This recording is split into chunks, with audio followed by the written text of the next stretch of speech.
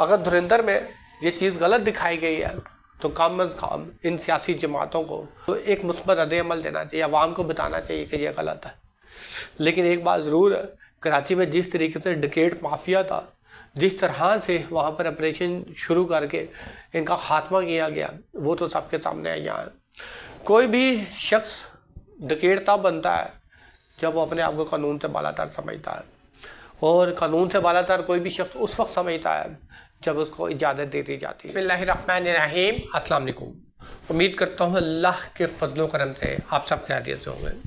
जिस मुल्क में सियासी पार्टियाँ मेरिट की धज्जियाँ उड़ाती हो और बड़े एक ख़ास मनसूबाबंदी के तहत मेरिट का कत्ल-ए-आम करके अपने मनपसंद बंदे मुल्क के आला सरकारी ओहदों पर मुंतखब करती हो, रही बात मुल्क में निचली सरकारी ओहदों की, तो वहाँ पर भी इन सियासी पार्टियों के चेयरमैन को उन चौधरियों की सुननी पड़ती है जो अपने अपने इलाकों में इन सियासी पार्टियों के लिए काम कर रहे होते हैं।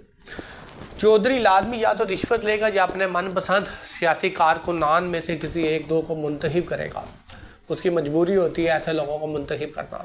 फिर इन मुंतखब करदा सियासी कारकुनान को अपने सियासी पार्टी के चेयरमैन की इजाज़त से मुख्तलिफ सरकारी ओहदों से नवाजते हैं। यही हमने रियासत पाकिस्तान के मुआशरे में देखा। एक बात हम पाकिस्तानियों को सोच लेनी चाहिए, इस मुल्क में मेरिट का कत्ल-ए-आम होता है। मेरिट के कत्ल-ए-आम का सीधा सीधा मतलब ये होता है कि दूसरों का हक खाना, उन लोगों का हक खाना जो काबिल हैं, जो अहल हैं, जो मेहनत पर यकीन रखते हैं, जो इस मुआशरे के लिए कुछ करना चाहते हैं, मगर मेरिट का कत्ल-ए-आम करते हुए ऐसे लोगों को जब हक नहीं मिलता तो लाजमी वो मायूस होते हैं। और इससे बढ़कर मुल्क में उनकी ज़िंदगी के रोशन मुस्तकबिल के वसाइल नज़र ना आए तो मुल्क छोड़ना इनके लिए लाजम होता है। दूसरा, हमने रियासत पाकिस्तान में ये भी देखा कि कराची में एक मशहूर व मारूफ सियासी पार्टी होती थी जिसके एक इशारे पर कराची बंद हो जाया करता था। उस सियासी पार्टी पर बहुत से इल्ज़ामात भी लगे। उसने कराची की सरकारी इंतज़ामिया में अपने मनपसंद बंदे भर्ती किए हुए जो मुल्क के लिए काम नहीं करते, जो उस सियासी पार्टी के लिए काम करते हैं। कराची की सियासी पार्टी ने जो कह दिया सरकारी बंदों ने वही करना है। और इसकी सबसे बड़ी वजह यह भी थी कि वो सियासी पार्टी जो थी वो हथियारों पर यकीन रखती थी।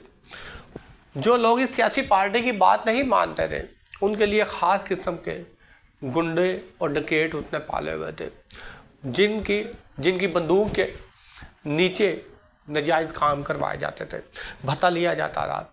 एक बहुत वसी और अरीज़ किस्म का भत्ताखोर माफिया जो था वो कराची में धुंधनाता फिरता हुआ नज़र आता था।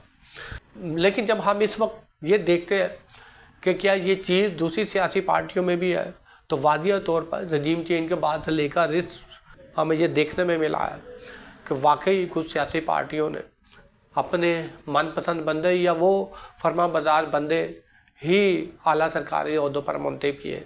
यही वजह है कि अगर कोई मुल्क की मकबूल तरीन सियासी जमात आती है, इसका मुकाबला करती है, तो ये सब एक हो जाते हैं।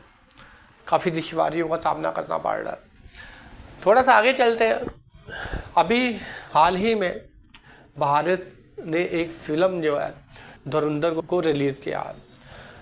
जिस तरीके से सियासी पार्टियाँ अपने मकासद को हासिल करने के लिए बदमाशों को प्रमोट करती है, डकैत बनाती है, जिस तरह से कोई भी मारूफ मशहूर डकैत को उठा ले, किसी न किसी तरीके से किसी भी सियासतदान के ज़ेर परस्ती होता, यह सियासी जमातें उनकी परवरिश कर रही होती है। जिस मुल्क में सियासी पार्टियों का ये रवैया होता है वो मुल्क तरक्की नहीं किया करते।